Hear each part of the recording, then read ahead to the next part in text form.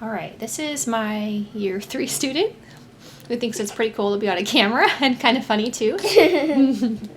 So this is Isabella, and she also has a checklist like Josiah, my year 1 student.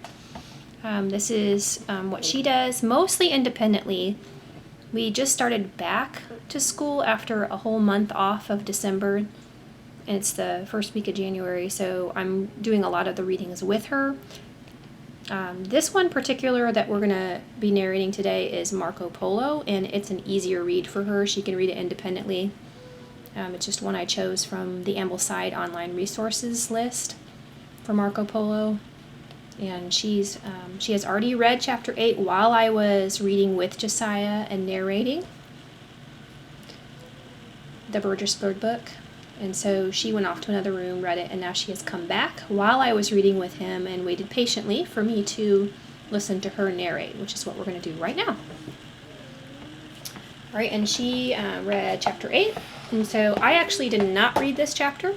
Sometimes I try to, I guess I should move over here. Sometimes I try to read ahead and keep up with their readings. I did not do that for this reading. I don't know what happened in chapter 8, but I'm going to follow along. I think the text is easy enough for me to get a feel for whether or not she has narrated well.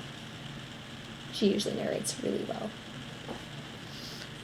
All right, chapter 8. Tell me what's going on with Marco Polo in this chapter. Well,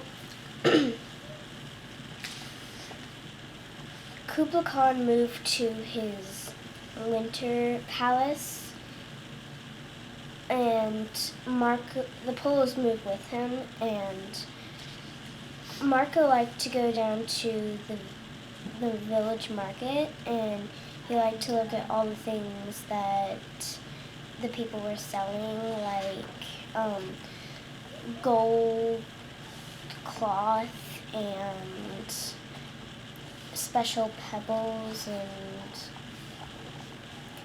things like that. And one day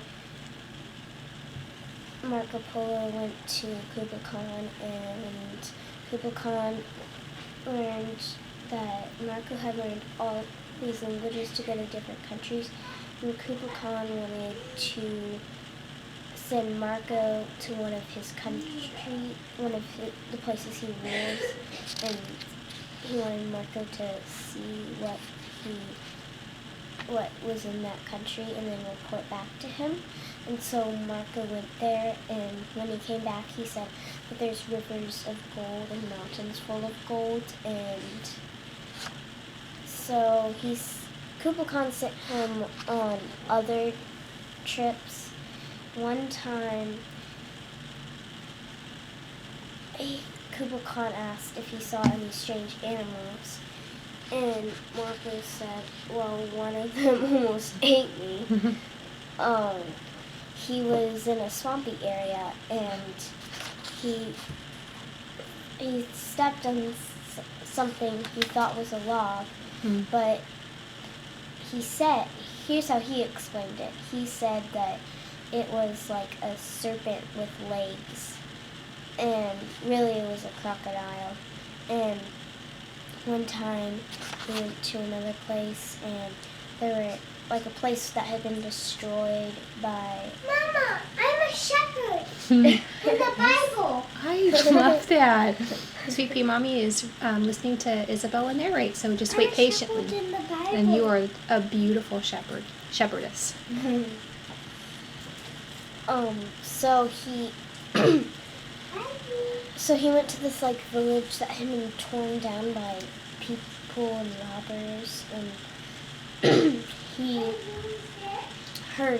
was in like a place where bamboo grew, and he heard tigers, and his guide told him to cut bamboo rods and throw them in the fire.